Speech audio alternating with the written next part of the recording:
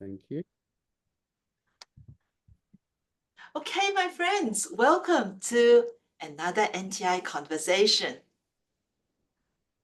It's the tradition here in Nan Tien Institute to begin every NTI conversation with an acknowledgement of country. So on behalf of the Nan Tien Institute, I'd like to acknowledge the Wodi people of the Darawal Nation as the traditional custodians of the land on which we have the privilege to reside, and also pay my respect to their elders, past and present. And at the same time, also dedicate that acknowledgement to all the elders and the lands on which you belong. Another NTI conversation. Last month, we had an interreligious perspective conversation around the theme of kindness and compassion. Today, we have another interreligious dialogue. Why is that so? Because very soon in Nan Tien Institute, we are going to have a very special subject called Buddhism and interreligious understanding. And it's my privilege now to hand over to Dr. Elizabeth McDougall, who will share with you a little bit about how and what the subject is about. Elizabeth, over to you. Thank you, Venerable. And again, Philip, thank you so much for this conversation you're sharing. So we have the subject Buddhism and Interreligious Dialogue, which begins on September 8th, and enrollment is open up until it begins. And we'll take a bit of a symposium approach to the subject. So we'll have 4 different guest lectures, one in Sufism and Islam. We'll have Tilakji, or Toshana Krishnadas, who, if you happen to have heard the God Forbid episode that Jue did with Tilakji on ABC radio, he's going to present on Hare Krishna and contemporary Hinduism. We have Sister Magdalene from the Jambu Abbey on Christian mysticism, and we have Amanda Mason coming from a Christian evangelist, you know what I mean, culture at a Sydney college. So it's going to be a wonderful symposium, and then in between, as usual, we'll workshop and ask some of those very wonderful questions of spirituality, both post-historical, but even imagining what religion might have been like and spirituality might have been like before history. So hope you'll join us. Thank you very much.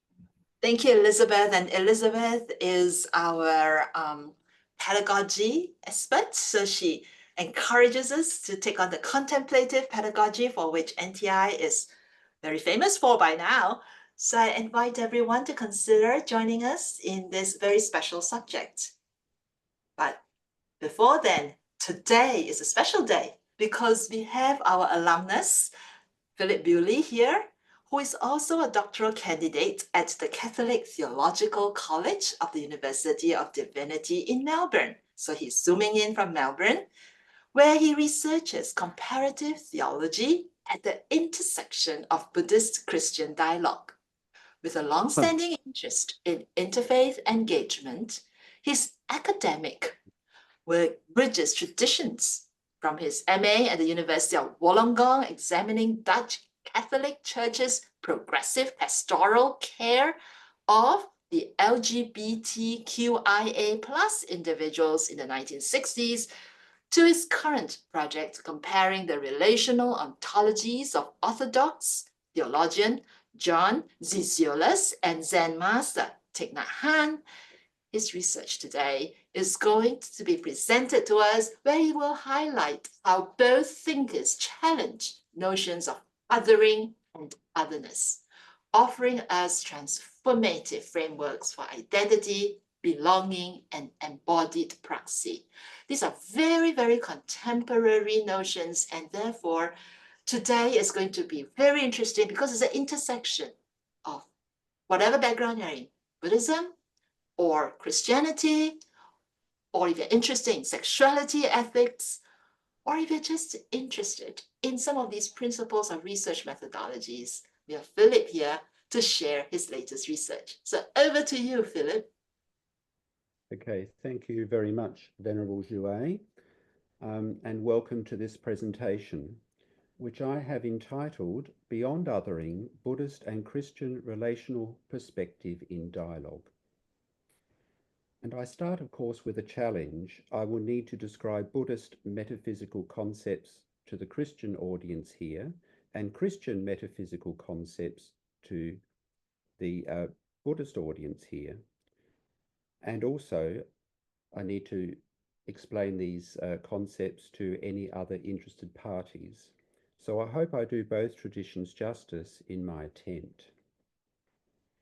Today we are going to explore how relational ontology can move us beyond the problem of othering, that is, the exclusion of those perceived as different.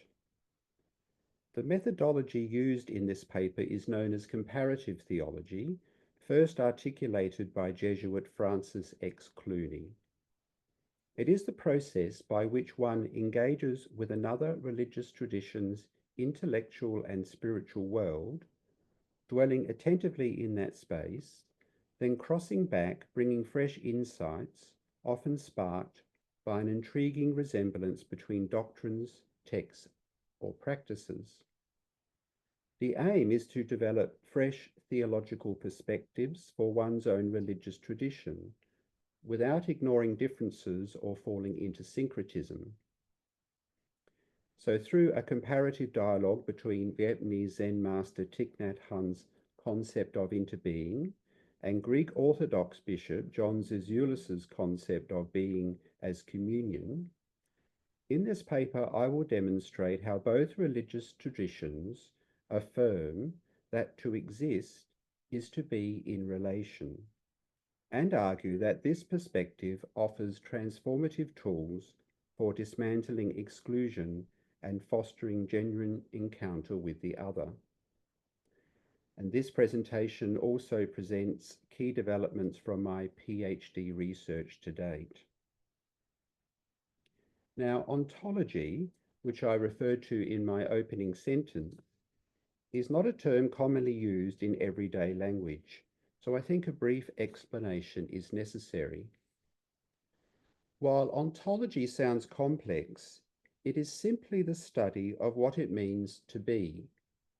It concerns the nature of existence and the categorical structure of reality.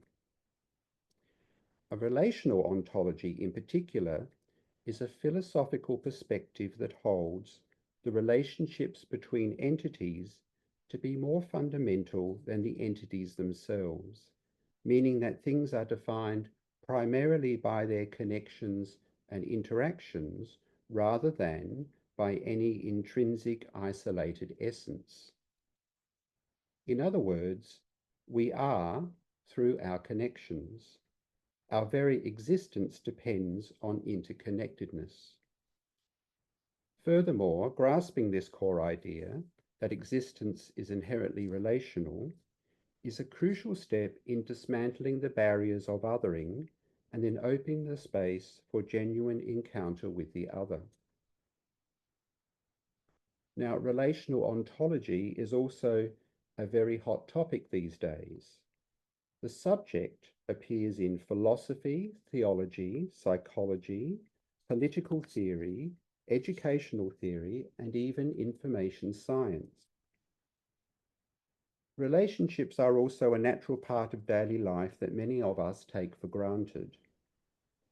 We are related to other people and to the world around us, to our parents, children, brothers and sisters, and so on. Philosophers in particular have been perpetually puzzled about relations, and they have tried to understand them theoretically and systematically. Some relations are metaphysical in character, which are the type of relations we are interested in talking about today. Theistic traditions speak about the God-world relationship, and Christians in particular refer to the relationships between the persons of the Trinity, that the one God is simultaneously Father, Son, and Holy Spirit. Non-theistic traditions, such as Buddhism, speak centrally of relations, and Buddhists assert that it is liberating to realize that we have no substantive being of our own, but are only ephemeral bundles of relation.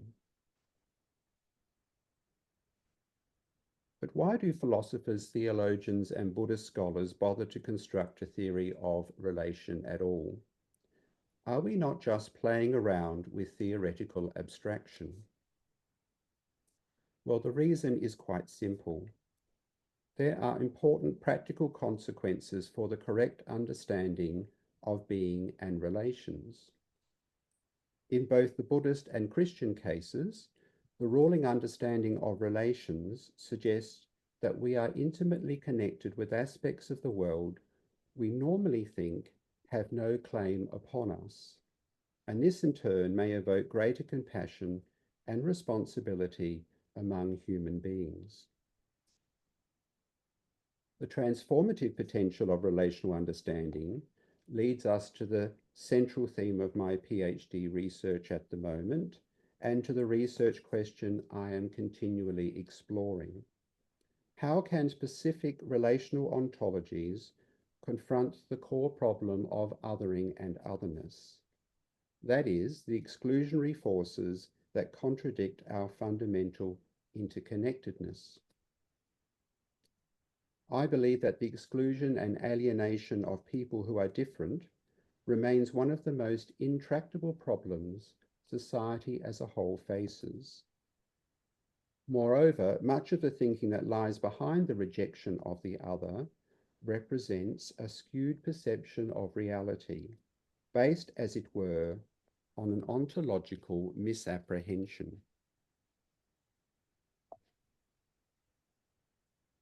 Now I'm trying to go to the next slide. Oh, there we are.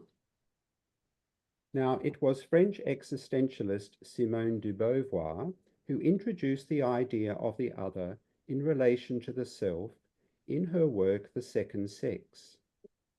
Beauvoir argued that throughout history and across cultures, a self-other dynamic was particularly prevalent between men and women, where men established themselves as an absolute subject and women were relegated to the position of the absolute other, the object, the deviation, the second sex, existing only in relation to men. Beauvoir held that the general processes of othering are fundamental in human thought, creating asymmetrical power relations where the other may even suffer total rejection. There are a number of ways Christians in particular have traditionally viewed the other. Catholic theologian Robert Schreiter suggests several possible ways.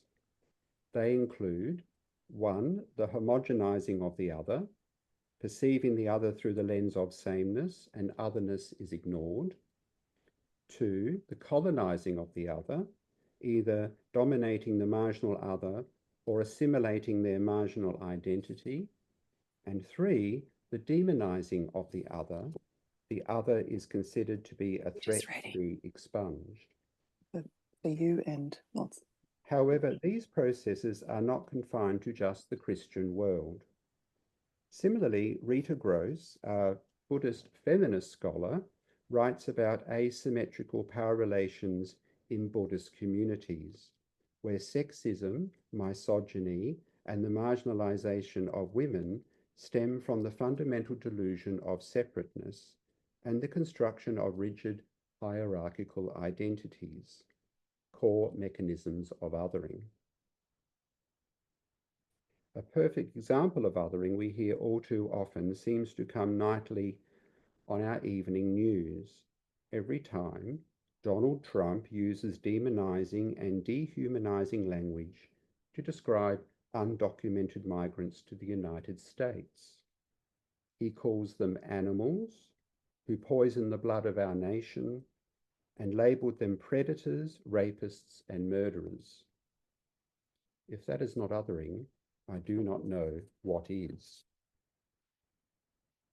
However, despite these skewed perceptions of the other, there are, thankfully, within Christianity and Buddhism, certain relational ontologies which have the potential to address this pressing issue. So what I'm going to do now is bring into conversation the relational ontologies of Thich Nhat Hanh and Bishop John Zizioulas, in an effort to show how they both deal with relationality and the concept of otherness.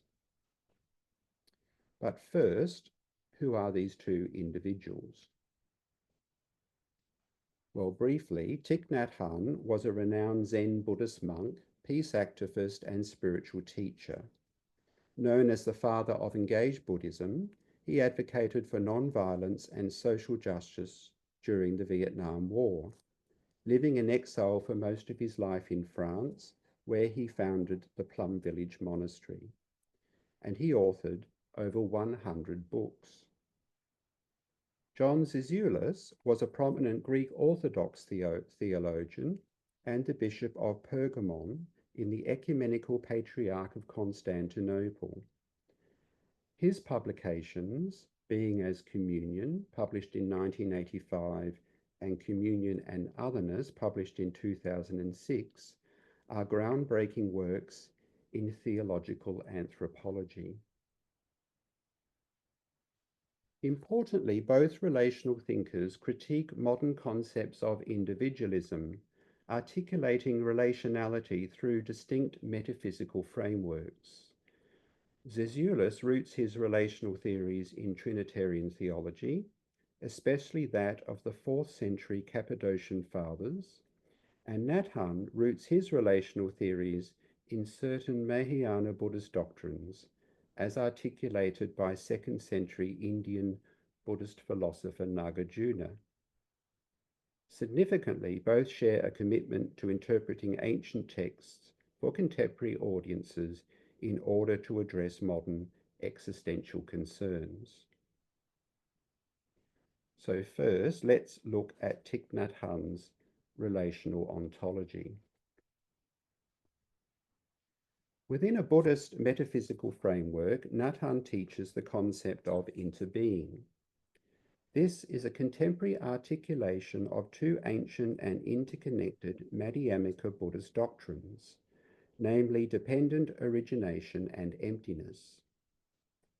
The first, dependent origination, is the Buddha's teaching that all phenomena arise interdependently, lacking independent existence, as attributed to the Buddha in the middle-length discourses.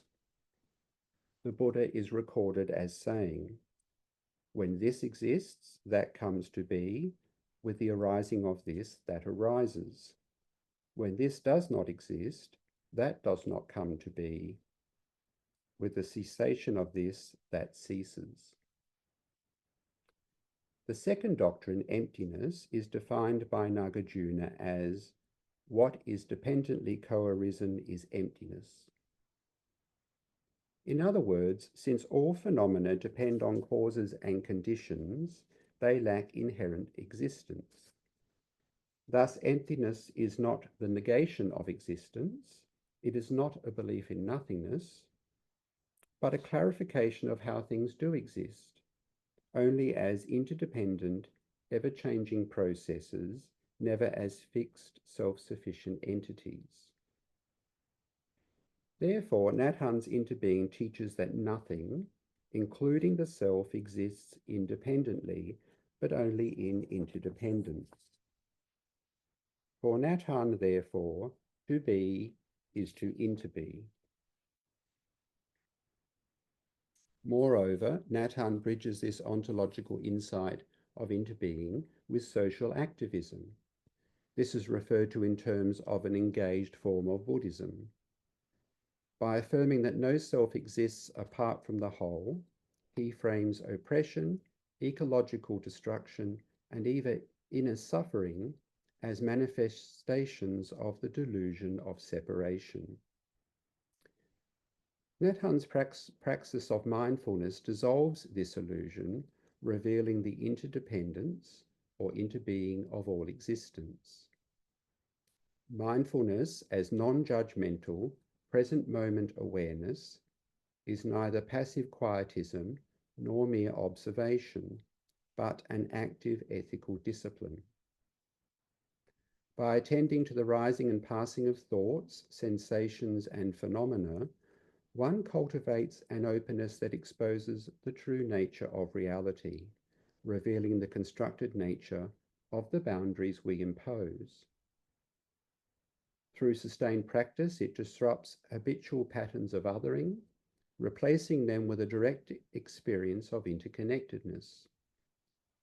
In this way, mindfulness, as a tool for both personal awakening and collective liberation, awakens compassion for the other, not as an abstract ideal, but as an intuitive, embodied recognition.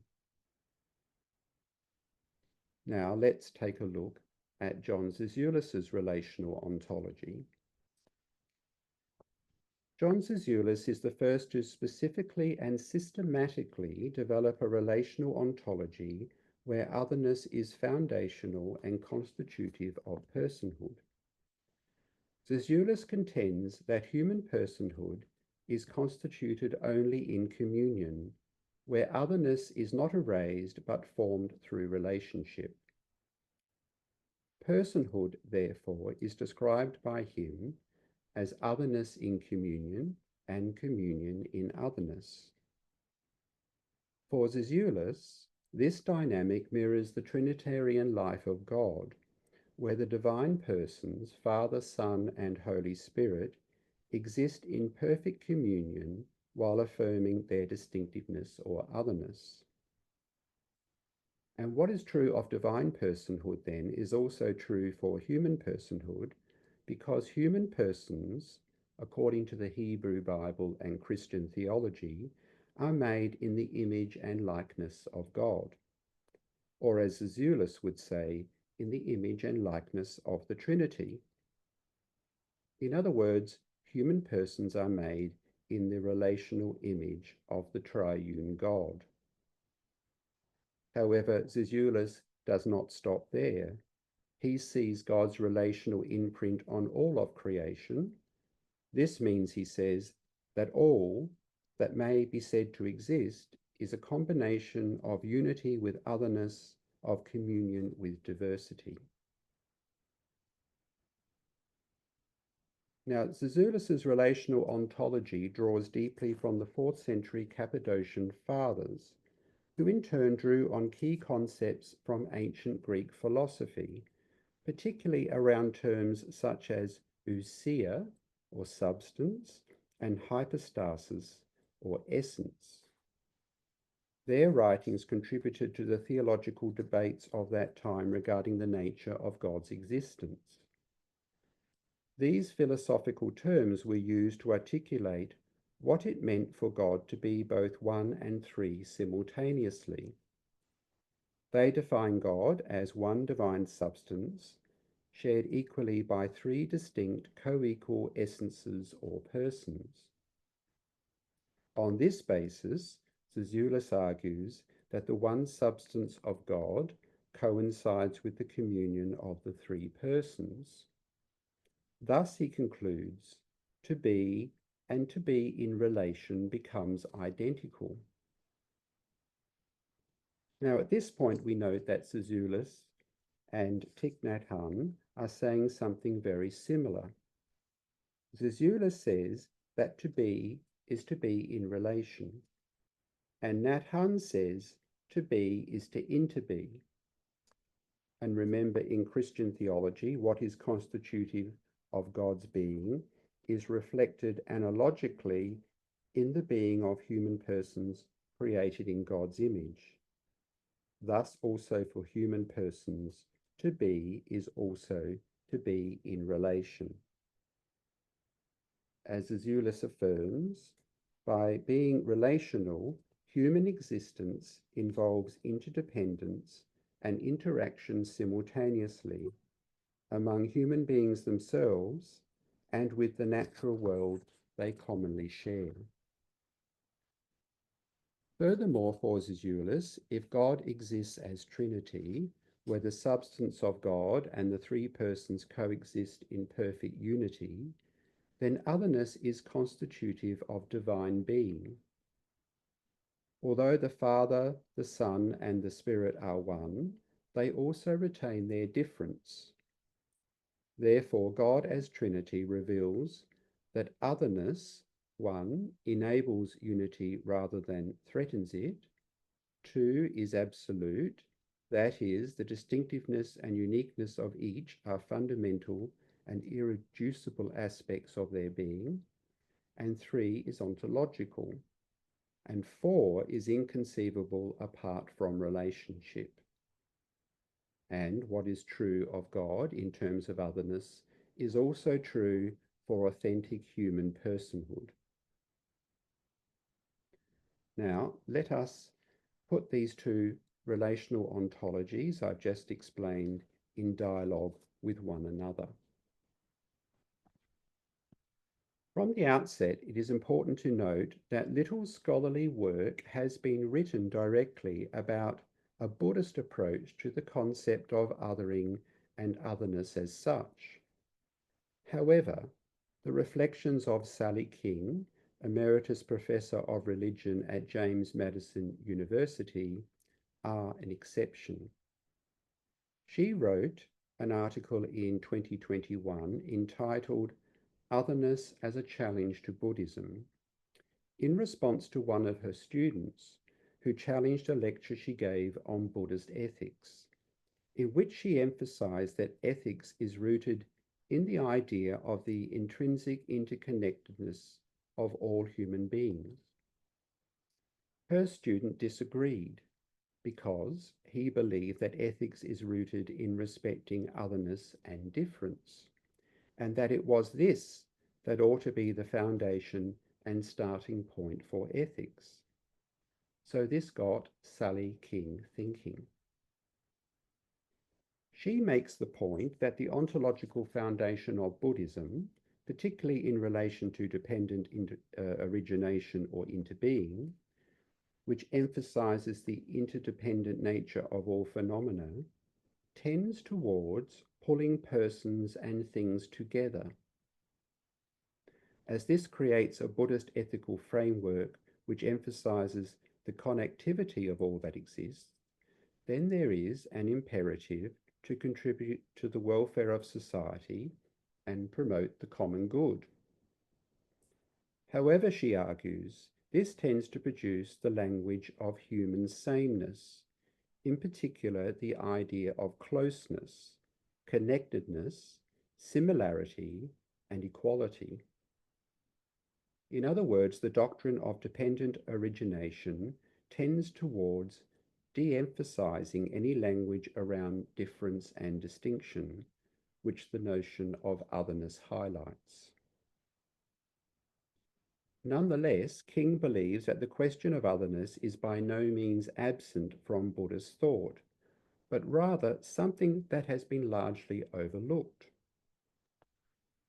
Firstly, she takes the Buddha's teaching on dependent origination as an example.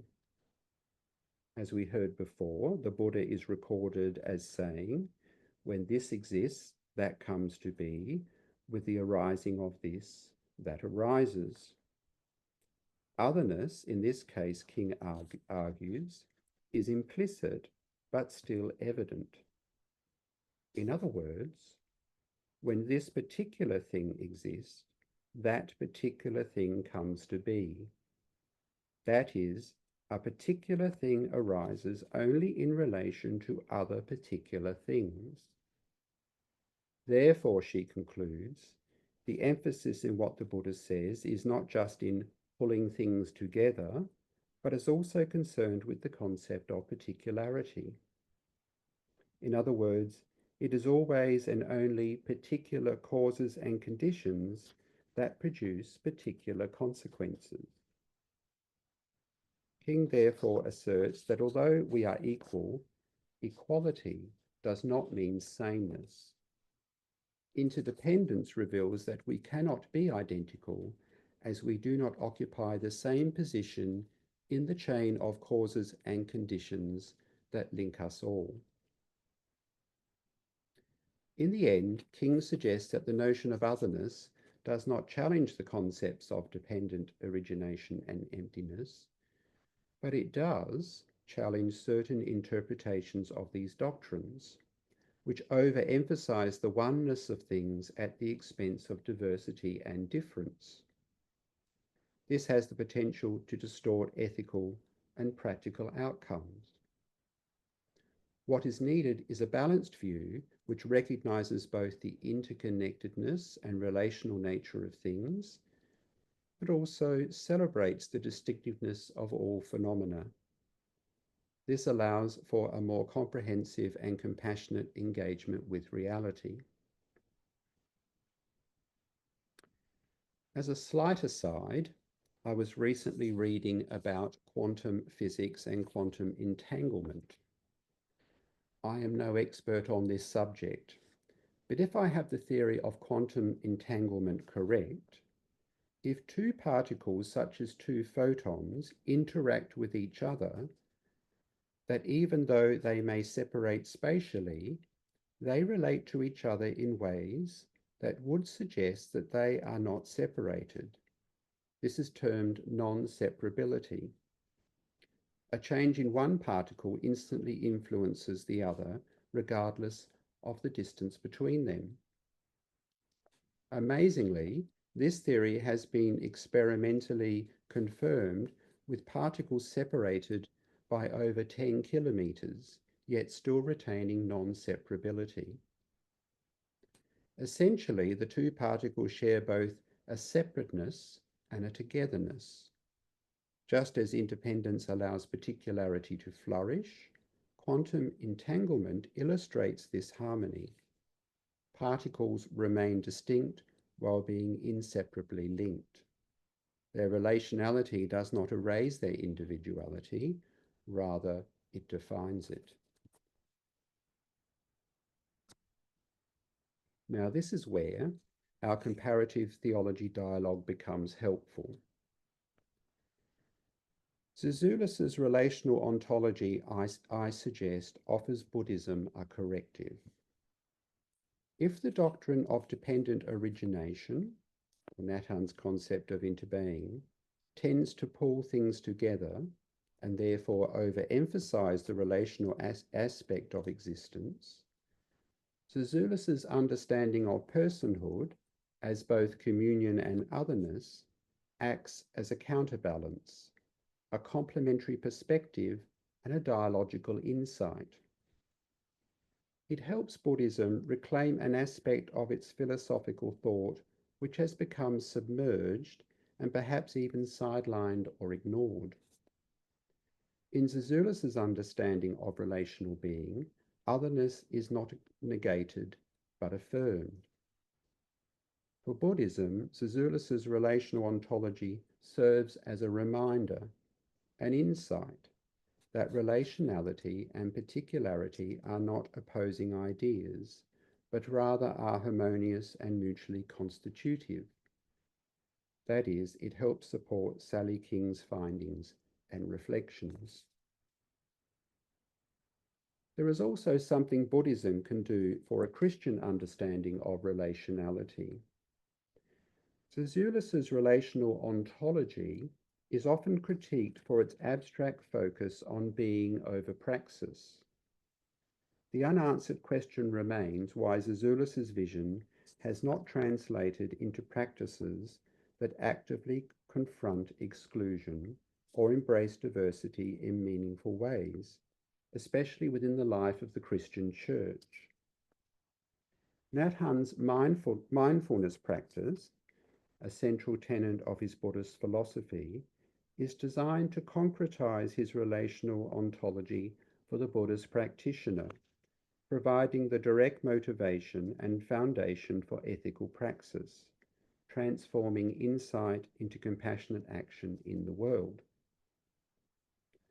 The reciprocal learning here suggests this could offer an ascetical practice for embodying relational ontology also in the Christian tradition. Christian mindfulness, if you like, presenting exciting possibilities for further research within my PhD project. There is, in fact, a growing amount of literature exploring Christian mindfulness practice, so I am not alone in wanting to investigate this field of inquiry further. Interestingly, significant methodological parallels can be drawn between mindfulness practice and the ancient Christian praxis of hesychasm, the Jesus prayer popular in Eastern Orthodox Church. It involves the repetitive and rhythmic recitation of the prayer, Lord Jesus, have mercy upon me, in time with the breath. In many respects, mindfulness and hesychasm share parallels, both practically and ethically. Hesychasm praxis involves hesychia, which translates as silence or inner stillness, and nepsis, which translates as watchfulness or vigilant attentiveness. The spiritual elders who mastered these were said to attain clarity of vision or illumination of the mind, and an exceptional compassion, which meant they were able to instinctively transcend self-other boundaries. While the theological context of hesychasm and the soteriological goals of Buddhism are profoundly different, nonetheless both demonstrate how dedicated contemplative practice across traditions can dissolve the illusion of a separate self and awaken a compassion presence in the world, especially towards the other. Could a comparative dialogue between mindfulness and hesychasm therefore unlock pathways towards an applied Zizoulan relational ontology, an engaged theological personalism mirroring Nhat Hanh's praxis-orientated approach? This too offers exciting possibilities for further comparison and development as my PhD research unfolds. So as we bring this dialogue between Thich Nhat Hanh and John Zizioulas to a close, we return to the urgent need to move beyond othering. Despite their divergent religious traditions and metaphysical frameworks, both thinkers converge on a revolutionary truth. Relationality is the ground of being, and irreducible otherness is its gift. To summarize, this dialogue offers profound tools against othering and exclusion. 1, it offers an ontological corrective. Buddhism reminds Christianity to embody relationality, for example, through the ascetical practice of mindfulness to bridge theology and injustice. Christianity reminds Buddhism that otherness is not just a consequence, but an ontological necessity, dignifying each unique person. 2, it offers ethical transformation. Recognizing our radical interconnectedness as interbeing or communion dissolves the fiction of the autonomous self. We see the marginalized not as others, but as participants in our shared experience. Compassion, therefore, becomes the logical response. And 3, it heals the fractures of othering. Internalizing to be is to interbe, and to be is to be in relation, dissolves artificial hierarchies of self and other. To other someone is thus exposed as a failure to think relationally, reflecting the spiritual and ontological blindness diagnosed by both religious traditions. Ultimately, our existence is fundamentally relational. We become most fully ourselves in relationship with others, even with those who are different from us. So thank you for listening. And of course, now I welcome your reflections and questions. Thank you so much, Philip. Wow, you gave us such a hopeful scenario based on your research that the serious problems of today could be, I guess, reconsidered, reframed, and allowed to be resolved. So on that note, Philip, do you mind if you stop sharing unless people would like to refer to your slides? And then we are going now to welcome any questions from the floor. Now you can see me. Yes, I think we all can see you. Now I can see many people here. Yes, we've got a pretty crowded Zoom floor space. I recognize some people. Wonderful. So may I invite any comments or questions from everyone?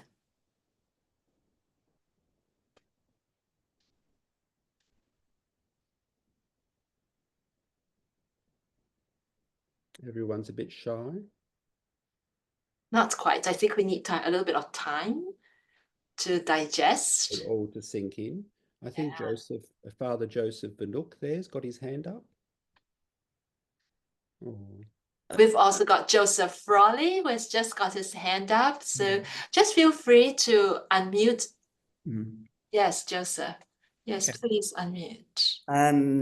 Thank you, Philip. Thank you. Of course, in the relationality that we're trying to imitate from the Christian point of view is, of course, Trinitarian relations. Yes. Yep. Okay. And we therefore need to be mindful of the Trinitarian relations. How would that fit in with Augustine's whole project in the De Trinitate, where the goal of human existence is that we are mindful with knowledge and love of the Trinitarian God? I have not explored Augustine in that fashion, Father Joseph. No, okay. So I've been dealing with John Zizoulas's take on Trinitarian theology and how he sees it affecting how he sees it translating into a theological personalism. Yeah. So that's my main focus. That's your main focus. I realize there are other ways of looking at Trinitarian theology and what that means for human persons. But the reason I put these two people in dialogue is because I think they are saying something similar in the way they view relations. Their metaphysical foundations are different, where they come up with those relations, but the end product is saying something very similar. Yeah. No, I just asked because you were sort of saying the Christian need for this mindfulness. I'm just was looking where in the Christian tradition that might be. Okay, but thank you for the answer. Yeah, you can't do everything in a PhD. No, you can't. No, you have to narrow in. Yes. My supervisor's on the screen here, Father John DePouche, and as he says, narrow in on the two people you're talking about. Yes, and leave Augustine out for the moment. Don't get sidelined. But yes. But yes, of course, I need to look at some of those criticisms around these two figures that arise in their thinking, and knowledge that not everyone agrees with everything they say. That's part of a PhD as well. Thank you.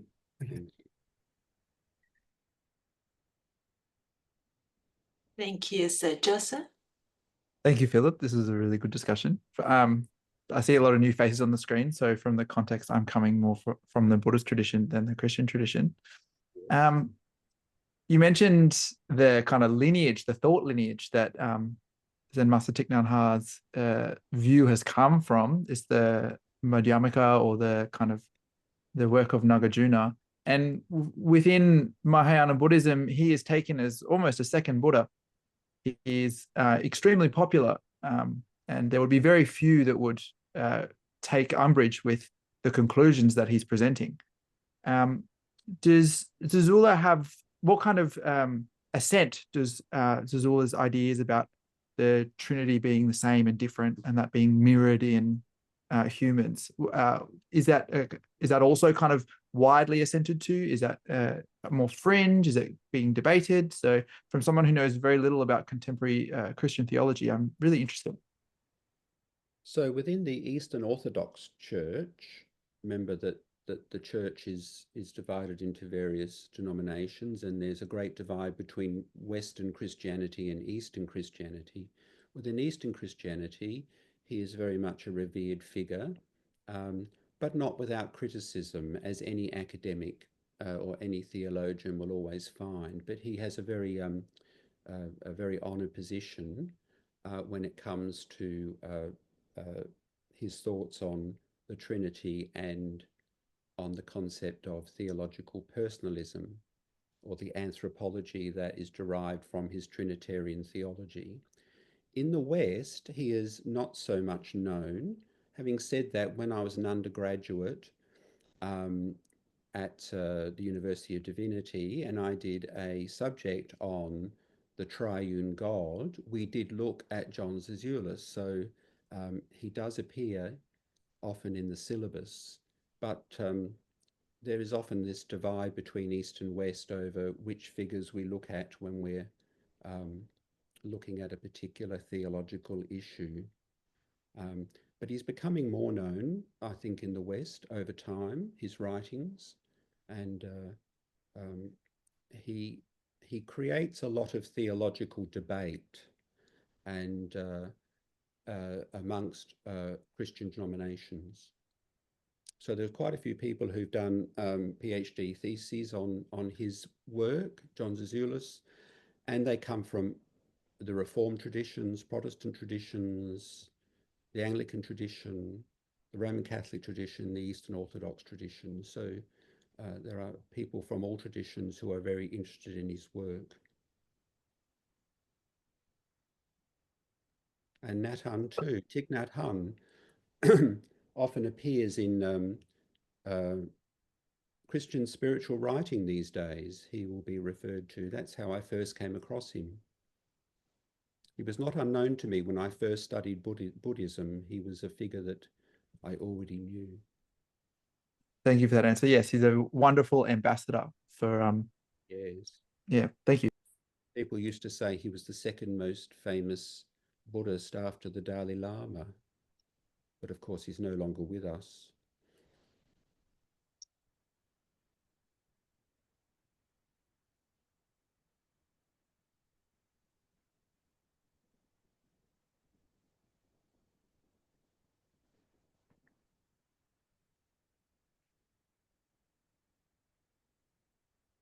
Are there any further insights? Yes, Father John. Hello. Father John, I think you need to unmute yourself. Yes. Yeah. Thank you, Philip. The Thich Nhat Hanh speaks about interbeing, and John Zizioulas speaks about interpersonal. Do you want to explore a little bit the difference between being as interbeing and person as interperson? Is that if that makes any sense? That question. So I think what you're trying to say is that Thich Nhat Hanh's concept of interbeing moves beyond personhood and is embracing of all that is, the cosmos. Thich Nhat Hanh does express that in some degree, but his theological reflecting is always about the human person, and his writings often don't move beyond the human person. But he has written about the ecological crisis and does refer then to a broader understanding of relational being in the world, and has moved in his later writings slightly beyond the personalism that he first started writing about. Does that answer your question? Maybe so. I suppose the idea of the person, for me anyway, this is perhaps my bias on this, Yes. involves freedom. A human being is truly a person when they are free. Yes. Whereas I think a being like a tree or a stone doesn't, for me anyway, immediately make me think of freedom. Freedom. So the question comes here of freedom, the relationship between free free people, that sort of notion of interpersonal as relationship between freedoms. Are you asking whether Thich Nhat Hanh looks at the same idea? Yes, I am, yes. Well, I have never, in his writings, I have never come across that concept in particular. Maybe some other Buddhists here online might enlighten me a bit more. But that Christian concept of freedom and the human person, I have not come across a particular parallel in that metaphysical outlook we find within his tradition of Buddhism.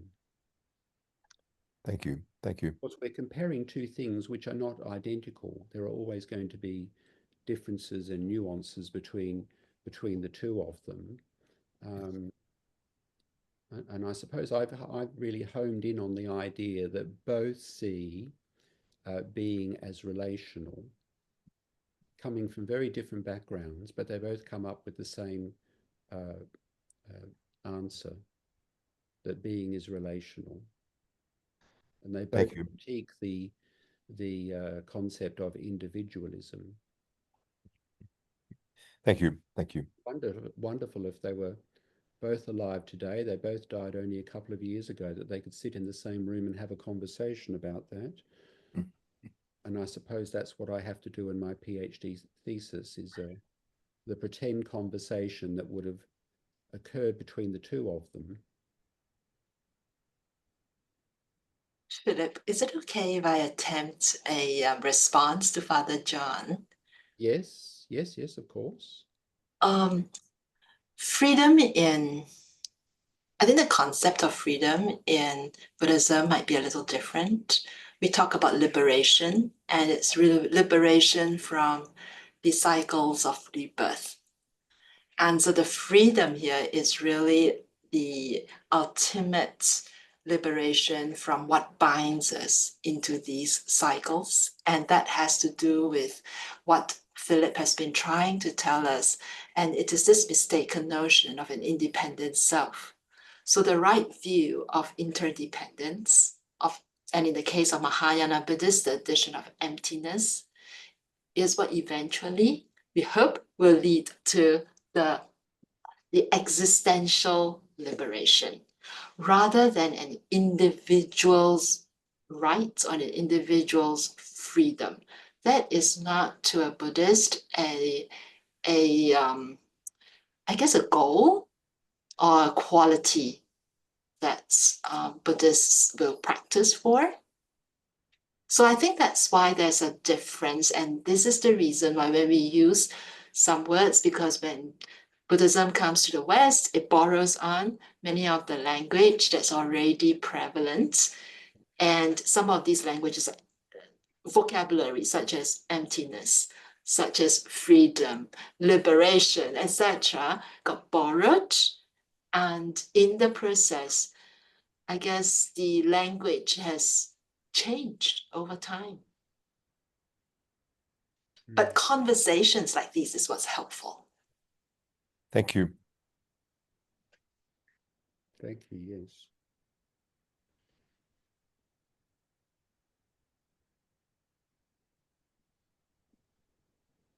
So if not, if there are no other comments, Philip, when you mentioned about quantum physics and entanglement, it brought to mind a book that has just arrived on my shelf last week by Karen O'Brien called You Matter More Than You Think, Quantum Social Change for a Thriving World. And in this book, it talks about how, as you've pointed out, how whatever happens to a change in one particle will make a change in another. And that is to say that all of us, once we change our view in a particular way, that is going to have ripple effects across the system, so that it re-empowers individuals against any systemic violence, any the othering, for example, that you're talking about in this particular session. Here are 4 steps to begin meditating. Firstly, you need a quiet place without too many. Someone's got their microphone on. Yes, so I feel like we are putting together this opportunity for such social change by looking at some reality, some truths, to give us this alternative viewpoint. So for that, Philip, I really thank you for today's presentation. It is very empowering. And I think what's very precious is the ability to bring different traditions together to talk about age-old problem, othering, all the isms that we know about, right? It's a form of othering. And I hope that this is the beginning of many conversations to come, for only when we work together, we'll be able to transform first ourselves as well as others. I have a media team here and wonder if there is, for those who do not mind, if you could turn on your camera and we'll take a minute so we can have a group photo. And for those who don't wish to be in the group photo, you can turn your camera off. And I'm going to hand over to my media team to give us the instructions of what we should be doing. Right. Okay, thank you. Thank you, everyone. Can we just open the camera if you're okay, and just show me a beautiful smile. I'll just say 1, 2, 3, and then we smile. Okay, 1, 2, 3. Smile. Okay, another one. 1, 2, 3. Keep going. Smile. Okay, thank you. Well, that's great. Thank you, Well, Venerable thank you, Thich Nhat. everyone, for zooming in. And I would like to also now announce our next NTI conversation, which will take place on the 20th of August, about a month from now.